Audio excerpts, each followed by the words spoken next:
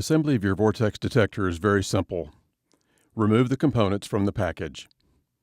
Loosen the upper cam lock and extend until the pin locks into the first pin position.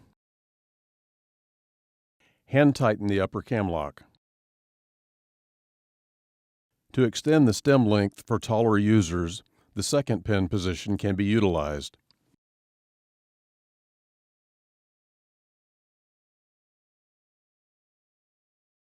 Next, loosen the lower cam lock and extend the stem to your desired operating length.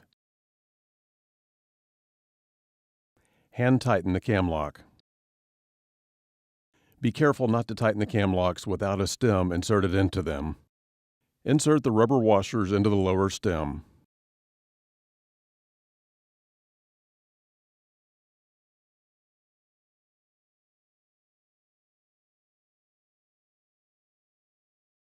Insert the stem into the collars like this and insert the wing nut. Hand tighten the nut.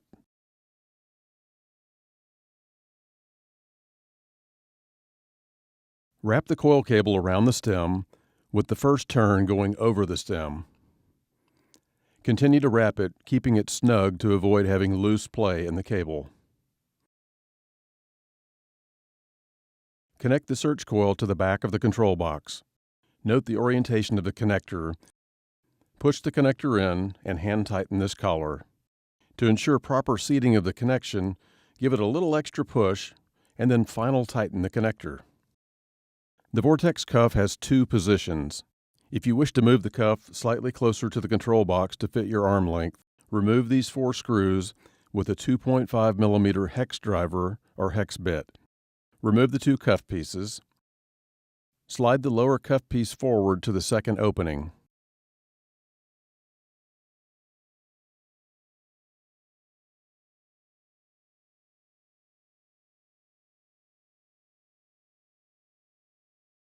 Drop the upper cuff piece back into position and insert the 4 screws.